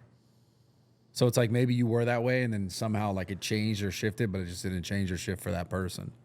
So it's like now you just got to make sure you find the ones that are like about it, like you're about it. You know? Well, how do you do that? You can't. You It's just try. It's the endless game. Motherfuckers getting cheated on. I mean, it was crazy. It's like I was spoken about all my relationship shit. Do you know how many people DM me? The most thing that I get that people DM me are about their fallen relationships. My wife just cheated on me at 18 years. My wife just cheated on me at 15 years. My guy, it's like, it's crazy. I'm like, damn it. I'm really thinking about it in my head. I'm like, there's 3 kids involved. Yeah. This guy who DM'd me. His wife just cheated on him. They've been together for 15 years. I'm like, what makes the mind go there to be able to do that? Just being horny. I think it's also that you probably like envision like a certain, like I said, the grass greener, like maybe, oh, this could be better over here now. But it's weird after that long. It's like, don't you think you've built enough of a safe spot to not do something like that? I mean, but then again, like I can't speak on all the certain details or niceties of someone's relationship. Like that's why it's tough. That's why it's like, if you're in a relationship and you got kids and all that and you're not feeling the attraction anymore, it's like, all right, here's the deal, honey. Like, let's just switch it up a little bit. Change what up? Like the sex? Let's some porn stars in here. Let's like, you know. What are you gonna do? I'm saying like, let's get some like porn stars in here. Like I would like, you know, if I'm getting bored, I'll always like try and spice it up a little bit. You gonna bring another girl in? Of course. Never another dude. Never. You can't do that. I could never f a dude. What if she's like, what if she wanted another dude? Whatever. The girl while the dude's in the room, I couldn't do that. I can't see dicks. Not happening. My buddy's always like, yeah, I want to double team this girl. I'm like, bro, no. I don't want your dick near anywhere in my world, bro. I cannot see your cock anywhere near me, bro, while I'm doing any of that. Damn. You're funny, dude. But it's funny because like there's that double standard, right? But I think that's just what it is. Bro, girls, are you allowed to speak on that? I don't know how this thing works. So whatever you want. You can talk about it, whatever. Yeah. I don't care. Bro, head game is so important. There's nothing worse. You know what the biggest deal breaker is? A girl who doesn't like to give head. I kind of agree. I could never, I don't think I could be like, because I always like, you know, I always ask a girl, but like, you know, like obviously like sucking dick is like one of the greatest things ever for a dude. By far, right? Yeah. Getting your dick sucked is the greatest thing in the world for a dude. Yeah. I'm always like, you know, like how, if you had to, like, how would you rate yourself 1 to 10? That's it. And then you can tell right on her answer. She's like, you can tell she likes to suck dick or not. And that's important. If a girl doesn't like to suck dick, it's tough. It's gonna be tough to make it work. It's gonna be tough to be consistent, You right? need a girl like who loves to blow. That's it. Like who loves to suck dick. You need it. That's. You learned that in your 36 years. So it's so important. So important. Like you think all dudes feel that way? Would you feel that way? Yeah, he feels that way. I mean, you have to have a girl who loves to suck dick. That's it. I mean, if a girl, like, think about that, bro. Like, imagine being with a girl for eternity who just doesn't give head. Like, bro, yeah, put a bullet in my head. I couldn't do it. Couldn't do it. Impossible. You need to sneak, because guess what? 80% of the time you popping off, it's a sneaky little BJ. That's it. A sneaky little BJ, bro. Hell, your comedy. Like, bro, I like love, like, you know, my thing is this, you know, my game is, I'll have like, now that I'm single, I'll have girls over and I'll be like this, like, We'll chill. We'll kick it. Like I've had girls over for like 5 hours, 6 hours before hooking up, do anything. Like I don't like ever put pressure on women. None of that. Like I just vibe. Bro, I'll low key put on Jeopardy. Jeopardy? Yeah. Jeopardy on the TV. Yeah. So I'll put on Jeopardy, and I'll be like, all right, let's go. And I'll never cheat. I'll put on a new episode, and I'll just be like, what do you want the stakes to be? Whoa, this is kind of dope. Yeah. That's your game? That's my. Damn, that's kind of fire. I got a lot of game when it comes to. So the stakes is like if you win, she's got to suck your dick. Is that what you're saying? Nah, I mean, I always say like, suck my dick, but I'll always leave it like, do you want to play high stakes? Do you want to play like low stakes? I'm like, high stakes are crazy. I'm like, but here's the deal. Like, are you smart? Where'd you go to school? Okay. I'll play you in one round of Jeopardy. I can say that I have played this game before. I will brief you prior that I have played this game, but I've not played this specific game. But I probably have played Jeopardy more than you have. But also at the same time, you will, if you're smarter than me, you will beat me in this game. So what are you willing to risk? That's it. Sometimes I'll be like, I'll risk small stakes. Sometimes it'll be high stakes. It's pretty funny. I did that with the It's pretty funny because it's like the head game, but also the head game, like who's smarter? Stratton. I did that. Crazy. So I had the porn star, Melissa, and I played Jeopardy. High stakes. Wait, did you win or lose? I lost 3 times to her in a row. She was like lighting up everything, bro. Because the game is you put on Jeopardy, you play round 1.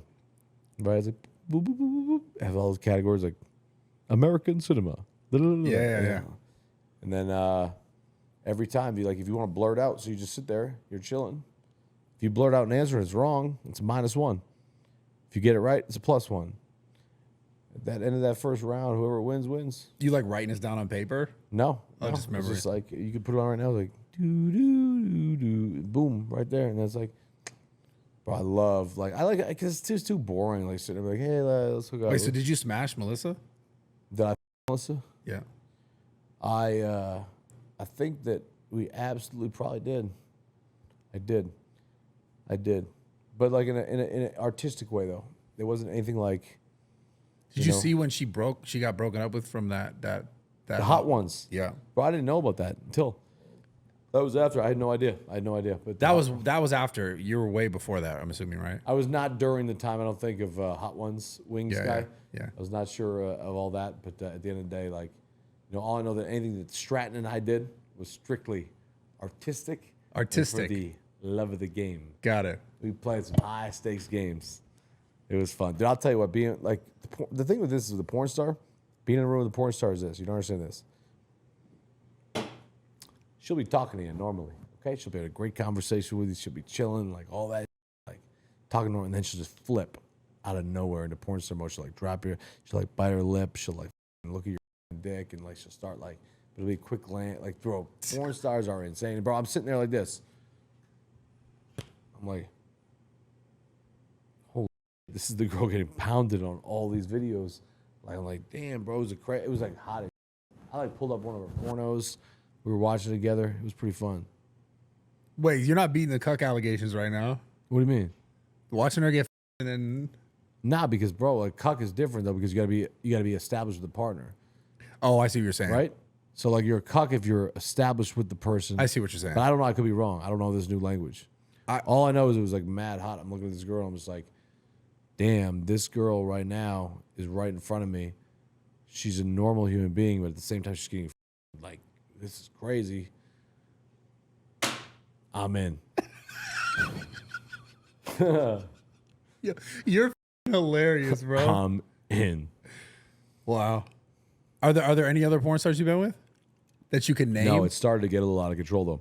Okay. So after she came in, there's a couple more that came in after, and I had to shut that down real quick because I was getting too much. It was like going like real plummeting bottom very fast. Are these ghost stories? Or these are true. Bro, everything I say is true. Okay. At all times. I've been with like 7 different women in the past 11 days. All raw dog. Oh my god!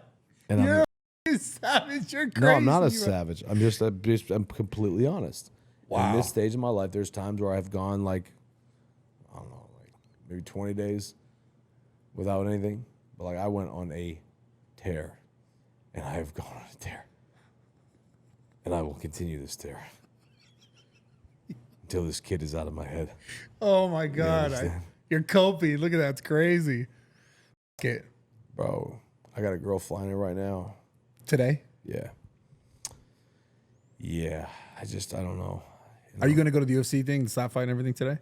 Boy. I mean, dude, honestly, I get too banged up sometimes, so I don't usually go. If I get too banged up, I don't leave the hotel room. I'll sometimes stay in the room for days and not leave. In the hotel room? Yeah, I mean, I have a place there, but Sketch is staying there with Nick. Yeah. So they're staying in my place, and so I just got this place and did a favor for them because they needed a place in Vegas. I'm a stand-up gentleman, and all I Dude, know. you got to come to the slap thing tonight. I'm going to go to it. I'll be there if I'm not. Like, I got to get at least a few hours rest. I know that Chris is there, Rumble, Yeah. and all that, but like I'll probably be there. I'll be there. I got a little lady coming in right now, and I don't know how it's gonna be. I'm but I hung with her 5 days in a row. Are we doing the pod? Are we doing a pod here? No. Bro, I'm down for. Oh, Kyle, full send? Yeah. I don't think. I mean, dude, I told Dana. Like, Dana said he's in. Yeah. So Dana said he'd be in for the UFC 300 and all that. But Kyle, you know Kyle, he doesn't want to move. He's in Miami. He's in love. Oh, I thought. He's in love with OT Meg. Is he really in love? Yeah, bro. He's in like. By the way, Kyle is in love. So all you little trolls that troll me, you can go over to Kyle's page now and let him know. You can go troll that. He is in. She's cool though. She's dope. She is chill, bro. What the fuck? Who's this? Is it your phone? That's probably me. No, she's cool. We went to when we were leaving Texas. Hello. This guy. Go ahead. Oh, that's good. What's going on, Zappy? What are you on? I just want to make sure you're not on set or something.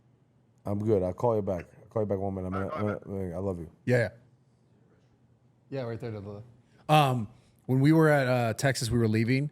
This is why I think she's really cool. She was cool every interaction I had with her, but she was like, we all ate, and then she cleaned up all of our. She was super nice about it. Kind of degrading towards women, Brad. What's You that? expect girls to That's clean up. degrading? No, it was dope. It was nice of her. Bro, you're I like, went well, to she pick was it up, really and she cool. goes, She cleaned up all her. not like the No, fuck. bro. She cleaned up your fucking. Well, I went to grab it. She was like, "No, I got it." I was like, "Oh, she's super sweet." Oh, bro, she's from Peabody, so I'm from Lawrence. She's from the next. You know what's funny for me? She is from the next town over from me. Growing up, Really? I know how Peabody girls are. Yeah. Are they like just more womanly or what? No, she's cool. She's good. Yeah. I know her. I vetted her. You know, I always protect my guys. She's solid. I think she's solid. I mean, I don't know. Kyle's kind of with his relationships, he's kind of low key, right? He doesn't really put him out there. That like makes we do. sense though. Does that? Yeah. Oh my God, you're funny, dude. On But I that do note, have game though. I do have game. I love I'm very like there's like I pull some baddies, bro. I'm actually interested to see this one. I pull some. Yeah, she's cool. She's cool. She's a good looking girl. Yeah. I'll show you here. I'll show you the. All right, I'll give you a live reaction, and then we're gonna let you go because I feel like this is. Yeah. We're gonna. You're gonna have to exit out part here. ways here. It was a great sit down, but I just want to give like it's not bad. I mean, nice girl. I don't really judge by like looks and shit, like not bad. Oh. Okay, Bob. I mean, bro, come on. Have you seen that Rolodex? I don't know what I'm doing. I got a huge dick too. That's what helps.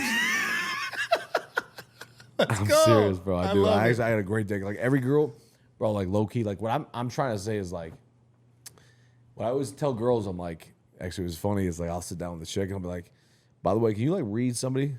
She's like, what do you mean? Like, can you read like if a guy like, can you tell if like a dude's got a good dick or not? Like just based on conversation, like confidence, whatever. She's like, yeah, normally.